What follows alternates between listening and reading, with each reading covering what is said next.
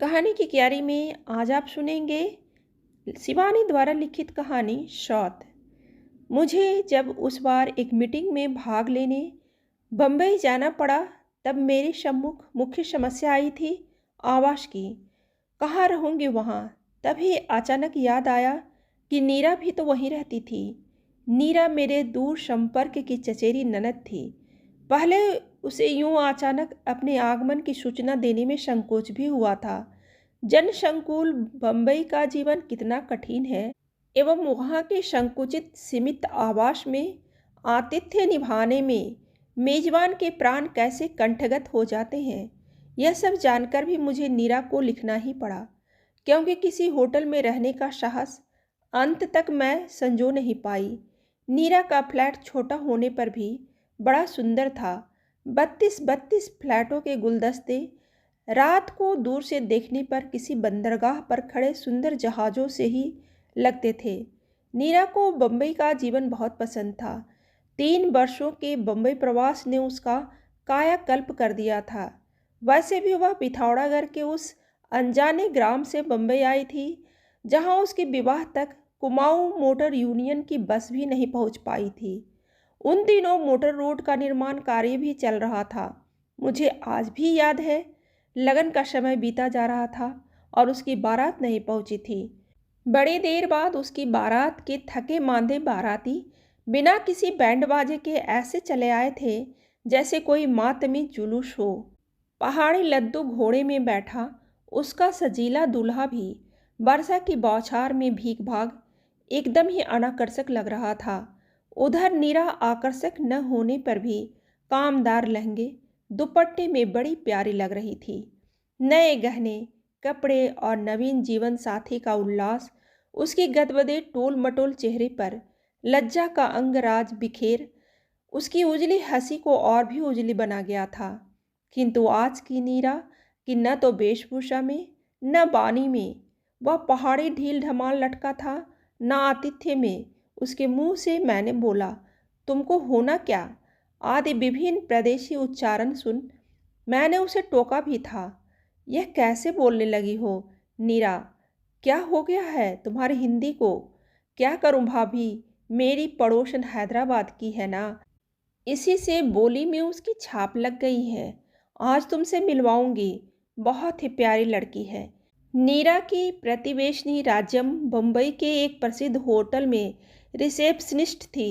उसके पति मद्रास में ही किसी दवाओं की विदेशी फर्म में काम करते थे। दोनों का वेतन खासा अच्छा था। उस पर उसकी एकमात्र पुत्री ननिहाल में पल रही थी। राज्यम स्वयं ऊटी के कॉन्वेंट में पढ़ी थी। उसी से अंग्रेजी का उच्चारण, उठने बैठने का सलीका, सब कुछ खाटी मेम साहब था। वेशभूषा में भारतीय संस्कृति का लवलेश भी नहीं था। टखनियों तक झूल रही मैक्सी बायां भाग किसी समृद्ध थिएटर के रेशमी पर्दे की भांति बीचों बीच उन्मुक्त औदार्य से खुली परतों को समेट लेती। किंतु उस कौशल में भी उसकी सधी पूर्वाभ्यास से की गई उदासीनता मैंने कनखियों ही में पकड़ ली थी। गुलाबी रेशम की खुली भांज के बीच रह रह कर उसकी गुलाबी रेशमी जंघा की क्षणिक छटा बिजली सी कौंध जाती। किंतु उसके चेहरे पर वही स्वाभाविक सौम्य स्मित खेलता रहता, जैसा उन सर्कस सुंदरियों के चेहरे पर रहता है, जो बालिश्त भर की रेशमी कोपिन अपने टैपीज के झूलों पर ऐसी उदासीनता से सर्र से निकल जाती है। उसकी मैक्सी का गला भी इसी औदार्य से खुला किसी उत्तुंग पर्वत श्रेणी पर फिसल रहे पहाड़ी झरने के बेग से ही झरझराता नीचे उतर गया था। पतली ग्रीवा में थी सुवर्ण मंडित रुद्राक्ष की माला, गेरुए रंग की शॉर्ट सिल्क की मैक्सी और कंठ की रुद्राक्ष कंठी से मेल खाता ही उसका केश विन्यास भी था। संसार त्यागी अवधूत केशे उस जटाजुट में भी एक रुद्राक्ष की माला लपेटी गई थी। हाथ में वैसा ही मेल खाता रुद्राक्ष का कंकन था। बाद में नीरा ने बताया था कि वह जूड़े की लेटेस्ट स्टाइल है भाभी।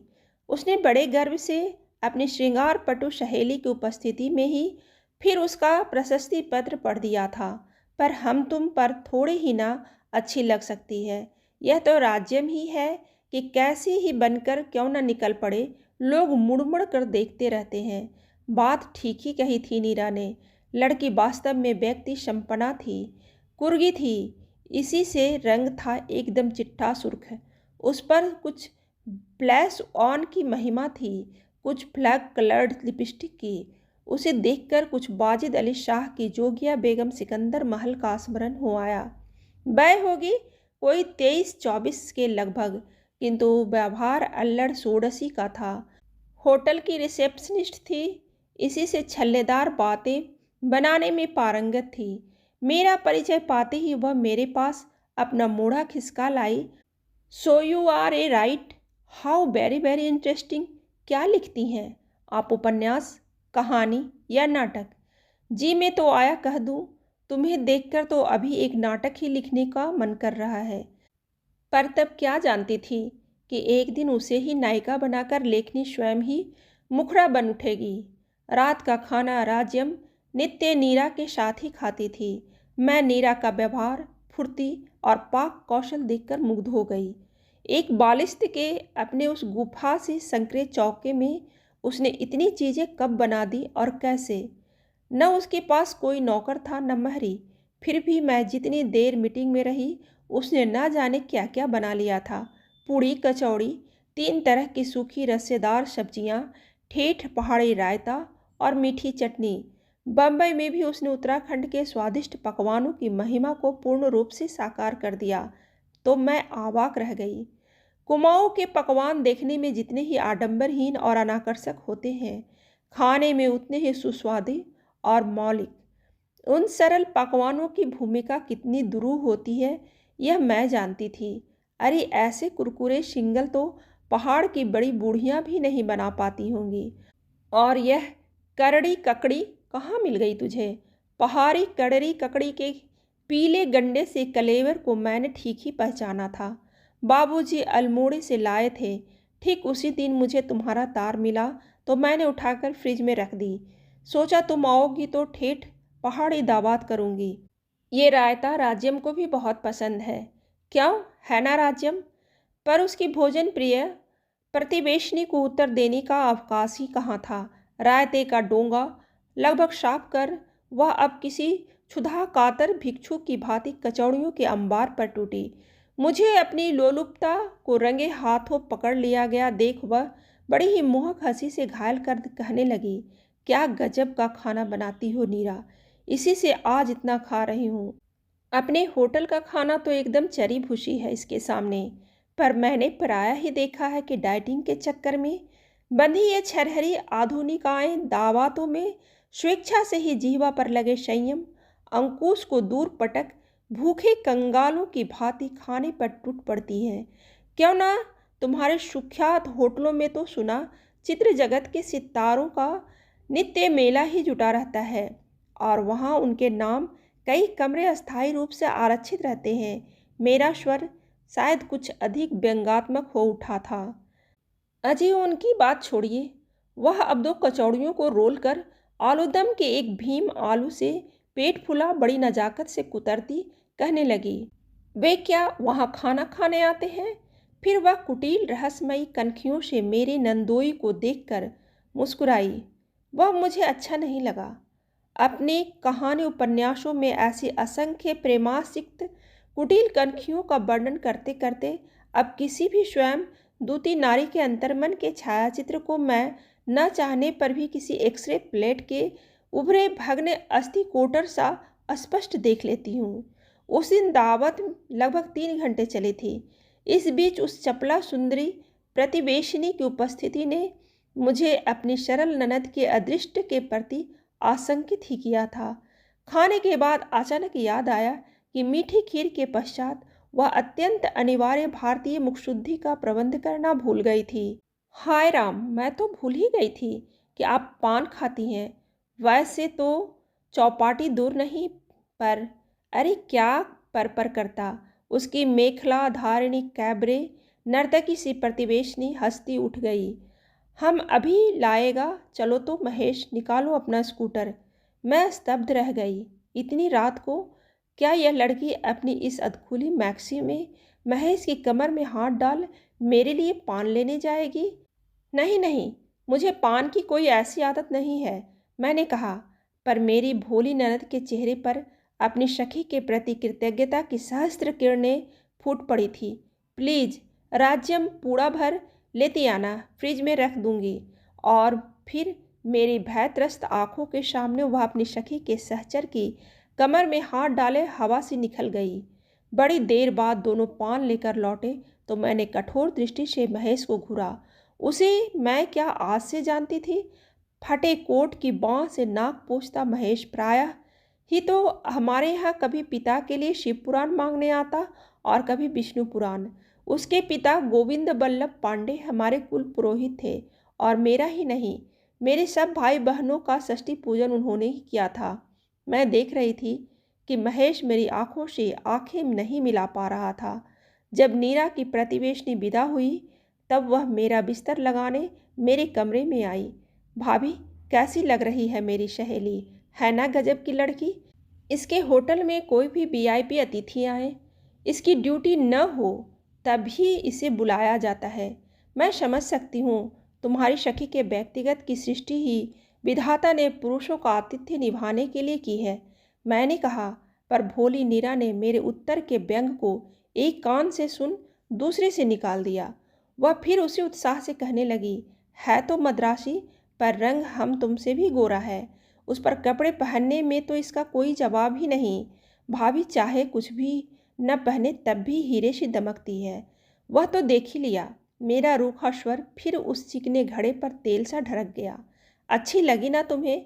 नहीं, न चाहने पर भी मेरे हृदय की बात होठों पर फिसल गई। क्यों? चादर की सिलवटें ठीक करते उसके दोनों हाथ रुक गए। इसलिए कि मुझे स्कूल कॉलेज न जाने वाले लड़के और ससुराल न जाने वाली लड़कियां जरी भी अच्छी नहीं लगती, मैंने हंसकर कहा। तो क्या हो गया?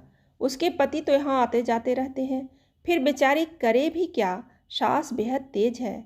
मैं 3 दिन तक नीरा की अतिथि बनी रही और उन दिनों की संक्षिप्त अवधि में ही उसकी उस चतुरा प्रतिवेशिनी का व्यवहार मुझे स्तब्ध कर गया। नित्य प्रायः वह महेश के ऑफिस जाने तक नीरा के यहाँ ही डटी रहती। मैं अपने कमरे से ही देखती वह महेश के कमरे में बैठी खिलखिला रही है और मेरी मूर्खा ननद चौके में भाड़ झोंक रही है। चाय नाश्ता वहीं से लेकर वह होटल जाती और 5 बजे लौटती। फिर अपना ताला खोलने से पहले वह नीरा की ही घंटी बजाती। रात को भी उसका खाना नीरा के यहाँ ही रहता। बड़ी रात तक ताश चलता। गिलासों की खनक से ही मैं जान जाती कि ताशों के जोर जोर से पटके जाने और असंस्कारी कहकहों के बीच किसी गहरे जलपान का बहुत बड़ा योगदान है। स्कूटर की घर घर सुन मैंने खिड़की से झाँका था। महाराज पृथ्वीराज की मुद्रा में महेश पीठ पीछे लिपटी संजुक्ता को लेकर शायद मेरे लिए ही पान लेने जा रहा था। जी में आया उसी क्षण उसकी सांसारिक बुद्धिहीना ननद को कमरे में बुलाकर झापड़ कस दूं। पर 3 दिन के लिए जिस स्नेही ननद के गृह में अतिथि बनकर आई थी, उसके निर्मल चित्त में संदेह का व्यर्थ बीजारोपण कर मुझे मिलता भी क्या? हो सकता था वह संदेह मेरी आवश्यकता से अधिक संस्कारग्रस्त देहाती चित्त की कल्पना मात्र हो। क्या पता आधुनिक पतिव्रता की मान्यताएं अब हमारी मान्यताओं से भिन्न हो। वह पति को ऐसे स्वतंत्रता स्वेच्छा से ही दे देती हूँ। फिर भी चलते चलते मैंने उसे सावधान कर ही दिया। देखो नीरा, तुम बहुत भोली हो। फ्लैट का जीवन निश्चय ही कुछ अंशों में मनुष्य के जीवन को अनुभवों से समृद्ध करता है, किंतु इसके लिए तुम फ्लैट वासियों को अपनी एक बहुमूल्य धरोहर खोनी भी पड़ती है। वह है तुम लोगों की प्राइवेसी। किसी भी परिवार के सुख के लिए इस प्राइवेसी का अक्षुण्ण रहना अनिवार्य होता है। यहाँ तो तुम्हारी एक छींक खांसी या डकार तक तुम्हारा अधिकार नहीं रहता। उसी क्षण वह दूसरे परिवार की छींक खांसी बन जाती है। तुम्हारी सखी से तुम्हारी ऐसी मैत्री देखकर बड़ा आनंद आया, किंतु एक अंग्रेजी की कहावत सुनी है, अंतरंगता घृणा की जननी होती है। इसे मत भूलना नीरा। हाय भाभी, तुम्हें क्या लगता है कि मैं किसी से लड़ूंगी? मैं फिर कह ही नहीं सकती थी। मैं जब रात की गाड़ी से चलने लगी तब नीरा की प्रतिवेशनी फिर मेरे लिए स्कूटर भगाती पान ले आई थी। मैंने पूरा बटुए में डाल दिया और जैसे स्टेशन पीछे छूटा मैंने बंधा पूरा खिड़की से बाहर फेंक दिया। फिर 1 वर्ष तक मुझे नीरा की कोई खबर नहीं मिली। पिछली बार जब एक शादी में पहाड़ गई तब उसकी माँ मिल गई। कभी उसकी गाय घोड़ी बनना के बिना कोई भी विवाह उत्सव संपन्न नहीं होता था। उस दिन एक निर्जन कोने में ऐसी बैठी थी कि पहले मैं उन्हें देख ही नहीं पाई। नन्हे से घूंघट की यवनिका में उनका उतरा कुम्हलाया चेहरा देख मैं स्तब्ध रह गई। क्या हो गया था मेरी इस आनंदी सास को? अभी 2 वर्ष पूर्व नीरा के भाई की शादी में उन्होंने मेरे ससुर के सूट बूट में लैस हो कभी गोरे साहब और कभी पहाड़ की सरल ब्राह्मणी का अपूर्व अभिनय कर हमें हंसा हंसा कर मार दिया था। किसी अनुभवी गुड़िया की भांति वह कभी मोटी मर्दानी आवाज में गोरे साहब का प्रणय निवेदन करती, फिर तत्काल कंठ का पैतरा बदल जनानी कांपती आवाज में थरथरा कर गाती, हाथ जोड़ू गोरा जी, मैं तो बीबी बामणी। मैंने उन्हें देखते ही हंसकर ढोलक उनकी ओर लुढ़का दी। लो चाची, ये क्या मुंह लटकाए बैठी हो जाए एक कड़कती सी घोड़ी। दुर्बल हाथों से ढोलक को मेरी ही और वापसी ढलान में लुढ़का उन्होंने अपनी डबडबाई आंखें फेर ली। मेरी देवरानी ने मुझे चिकोटी काटी। क्या कर रही हो दीदी? आज पहली बार तो औरतों में आकर बैठी है, नहीं तो अम्मा जी ने तो पलंग ही पकड़ ली थी। क्यों? मैंने फुसफुसा कर पूछा। सुना नहीं तुमने? अभागा महेश नाक कटाकर अपनी पड़ोसिन के साथ नौकरी छोड़ छाड़ मद्रास भाग गया है। नीरा का तार पाकर बाबूजी उसे यहाँ लिवा लाए, पर लाने से क्या होता है? दिन रात कमरे में गुमसुम पड़ी रहती है। कई डॉक्टरों को दिखा चुके हैं, कहते हैं दिमाग का मर्ज है। किसी दिमाग के डॉक्टर को दिखाइए। हृदय पर भारी आघात लगा है। इससे बड़ा आघात किसी भी नारी को और लग भी क्या सकता था? मैं उस आनंद उत्सव के बीच सिर लटकाए बैठी चाची के उस वेदना विधुर चेहरे की ओर दूसरी बार आंख उठाकर नहीं देख पाई। चलने लगी तो देवरानी चांदी की तस्तरी में पान ले आई। लो भाभी, मैं तो भूल गई थी कि तुम पान खाती हो। ठीक 1 वर्ष पहले यही शब्द नीरा ने भी कहे थे। नहीं, मैं अब पान नहीं खाती, कह मैंने तस्तरी खिसका दी और उठ गई। वैसे तो नीरा की सौत मेरे लिए पान लेने न जाती तब भी होनी होकर ही रहती, पर मुझे बार बार यही लगता है कि वह पृथ्वीराज संयुक्ता की जोड़ी यदि आधी आधी रात को मेरे लिए पान लेने न जाती तो शायद नीरा का उतना बड़ा सर्वनाश भी नहीं होता।